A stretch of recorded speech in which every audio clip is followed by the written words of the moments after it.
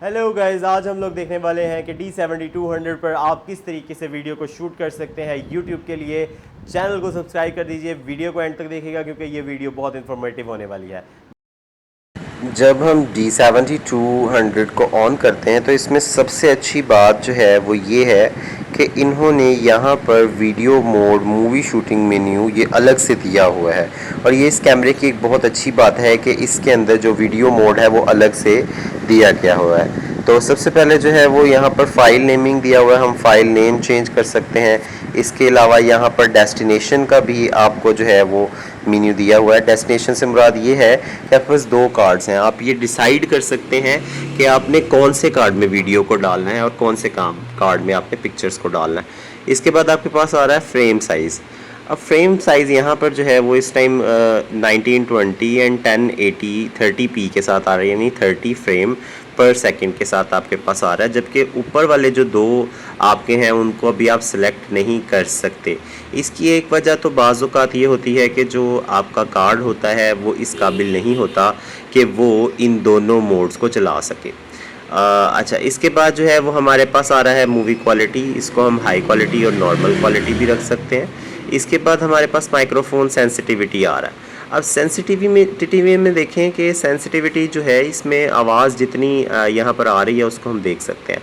लेकिन हम किसी जगह पर अगर वीडियो ऐसी बना रहे हैं जहाँ पर हम थोड़ा दूर खड़े हैं तो हम इसकी सेंसिटिविटी को बढ़ा सकते हैं, जिससे ये दूर की आवाज़ों को भी कैच कर लेगा।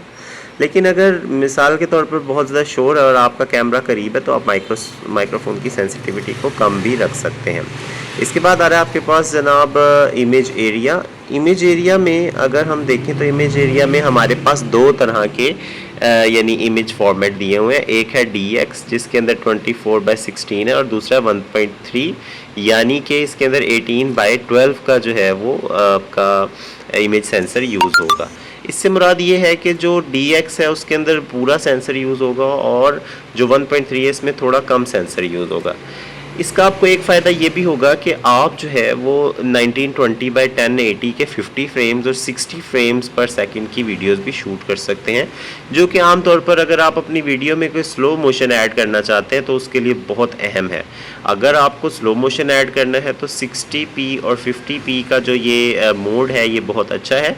लेकिन अगर आप जो है वो नहीं अपना मतलब कोई स्लो मोशन ऐड नहीं करना चाह रहे या आपने कोई स्लो मोशन वीडियो में ऐड नहीं करना, तो उसके लिए फिर आप जो है वो कम फ्रेम पर सेकंड वाले जो मोड है उनका सिलेक्शन भी आप कर सकते हैं। अगर आपने स्लो मोशन बनाना है तो ये जो 50 और 60 फ्रेम है ये अच्छे हैं, और अगर आपने वीडियोस बनानी है वैसे तो 24 फ्रेम पर सेकंड भी आपका अच्छा रहेगा। ये सबसे कम जो है वो रेजोल्यूशन वाला मोड है, लेकिन इसमें भी HD वीडियो आपकी बनती है। इससे ये होता है कि वीडियो जगह कम घेरती है, और जो आपका अगर आपने स्लो मोशन करना है तो ये 60 और 50 आपके लिए बहुत अच्छा रहेगा। अच्छा जी, आगे बढ़ते हैं। इसके बाद जो है वो हमारे पास आ रहा है white balance. White balance auto भी आप रख सकते हैं और अपनी मर्ज़ी से जो आप वाइट बैलेंस सेलेक्ट करना चाहें आप वो वाइट बैलेंस सेलेक्ट कर सकते हैं। यानी कि आप कमरे में बना रहे हैं, मौसम कैसा है, क्लाउडी है, शेड है, कैसा है, ये आप खुद से सिलेक्ट कर सकते हैं। इसके बाद पिक्चर कंट्रोल है। पिक्चर कंट्रोल में भी आप एक तो ये है कि जो आपका स्टैंडर्ड रखना चाह रहे हैं, न्यूट्रल रखना चाह रहे हैं, विविड, या आप एक एक करके चेंज करके देख सकते हैं। ये मोनोक्रोम हो गया, ये ब्लैक कलर है, पोर्ट्रेट है, लैंडस्केप है, ये आप अपनी मर्ज़ी से सिलेक्ट कर सकते हैं। इसके बाद जो है वो हमारे पास जो नेक्स्ट सेक्शन आता है वो है हाई ISO/NR। ठीक है, तो हाई ISO क्या होता है? ISO जो होता है वो आपकी जो लाइट सेंसिटिविटी होती है उसको कंट्रोल कर रहा होता है। तो लाइट सेंसिटिविटी को जब हम देखते हैं, लाइट सेंसिटिविटी के कंट्रोल को हम लोग देखते हैं तो इसके अंदर हमारे पास हाई है, नॉर्मल है, लो है, ऑफ की हम इसको कर सकते हैं। तो इसको मैंने नॉर्मल पर ही रहने दिया है।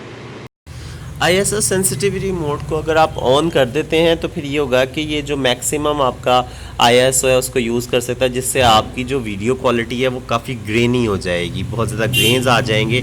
तो मैनुअली अगर आप अपनी वीडियो को एडिट करते हैं तो उससे ये होगा कि आपका जो ये ISO है वो ग्रेन्स नहीं बनाएगा, और ये भी एक बहुत अच्छा फ़ीचर है। इसके बाद जो नेक्स्ट फ़ीचर आता है वो आता है हमारे पास टाइम लैप्स फ़ोटोग्राफ़ी।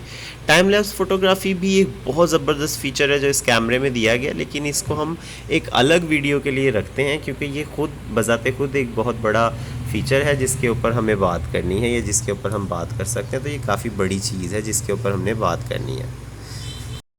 अगर आप वीडियो बनाना चाहते हैं तो आप बिल्ट इन माइक की जगह जो माइक है, जो आपका बाद में लगता है माइक्रोफोन, जैसे कि रॉड वगैरह का माइक्रोफोन है, वो आप यूज़ करें।